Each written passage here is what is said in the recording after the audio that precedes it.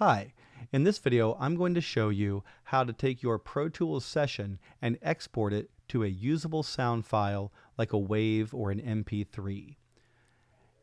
First thing I'm going to do is make sure I'm at the beginning of my session. If I'm not at the beginning, then it will start exporting from wherever my cursor is. So it would start exporting from bar 5, for instance.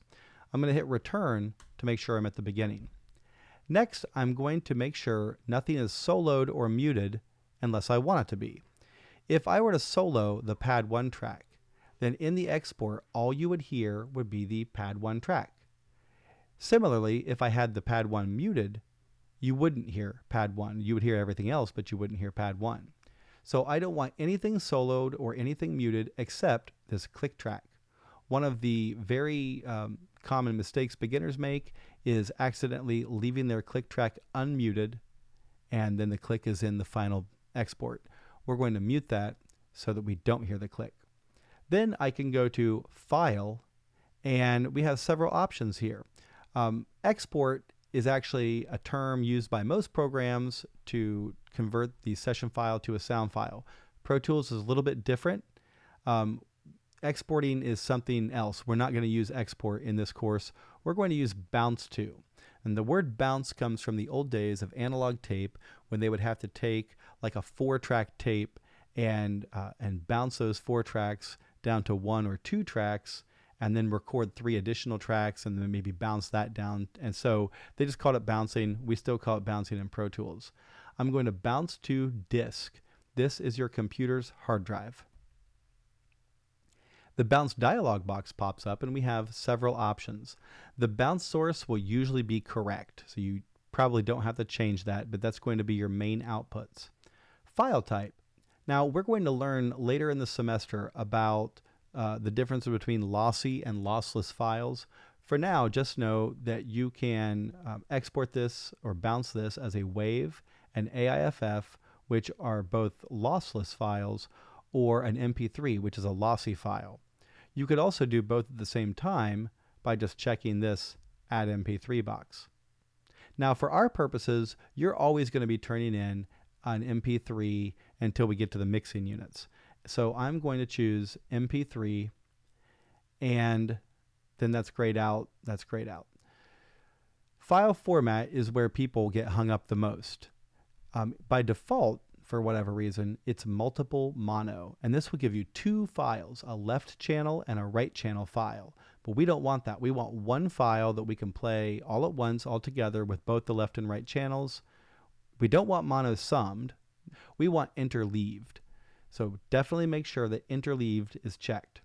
You don't have to worry about Media Composer or any of that stuff. You can name your file here, and it'll by default populate it with the last thing you exported or you bounced. So I'm going to call this bounce demo, and today's date, which happens to be the 21st of August. And then I can choose where I want it to go to. Now I'm going to leave it in the default folder, which is on my desktop in the session folder in the bounced files folder. And you'll see where that is in just a second. And then last but not least, this box down here is super important.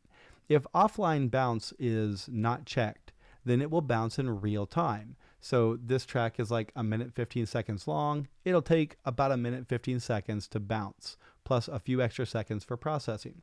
If I hit offline, it will bounce much, much faster. Here we go, bounce. Oh, now because we're doing an MP3 instead of a WAV, it comes up with this extra encoding box. In general, you can pick higher quality, slower encoding time, and the constant bit rate. Choose the highest one, which will usually be 320 kilobits per second. It'll give it the same title here. We'll talk about ID3 tags later. You can basically just hit OK. And there it goes. Now we need to find it. Now, if you know where your session file is, you can navigate to it, and I know where mine is, but there's a quick trick, a little tip here. If you right-click on the title of your session, it will show you the entire file pathway. So it's on my computer, on my hard drive, in my users folder, in my instructor, because that's my username.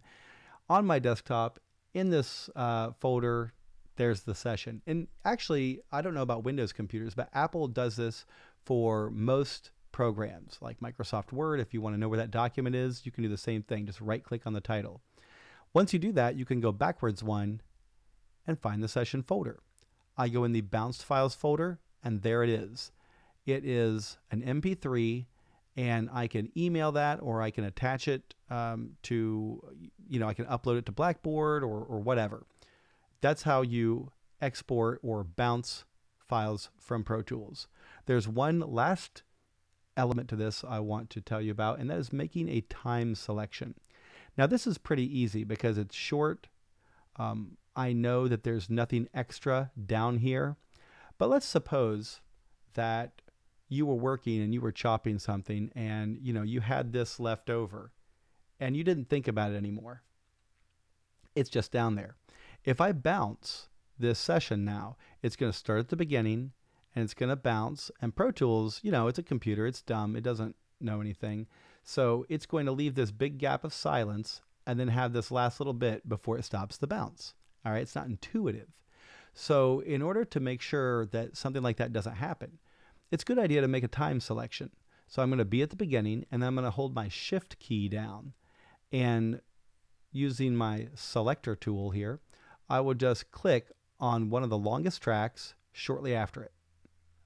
There. And now I've made a time selection, and it's going to bounce just that much. I've left a little bit of room for the reverb tail, and I've ensured that only this amount will bounce, and it will ignore this down here. With that being said, sometimes you might accidentally make a time selection. Sometimes you might have a tiny selection like that, hard to see, don't even know it's there. You go to bounce it, you can see it right there. You go to bounce it, and it only bounces that much. So before you give any files to anybody, make sure you listen to it first. If I bounce this right now, okay, and I'm going to call this oops. So we know where it is. I'm going to bounce it right to my desktop.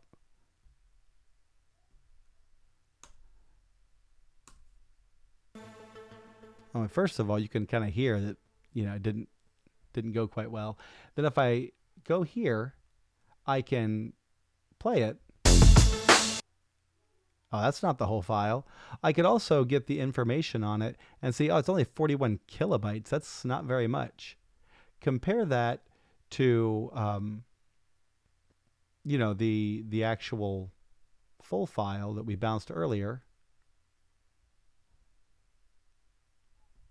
And if I get the information on that, it's 3 megabytes. It's still not a very big file, but it's definitely bigger than 41 kilobytes. And I can listen to this and hear that the intro's there, and I can even, in the Mac anyway, I can preview it. Listen to how it ends. I cut the reverb tail off a little bit early, so I would probably go back and rebounce that. But it's very important that you listen to your files, you watch any products, if it's video, before you give it to me for grading, before you give it to a client who maybe hired you for something, or anything. Please, please, please listen to and watch your work before you turn it in.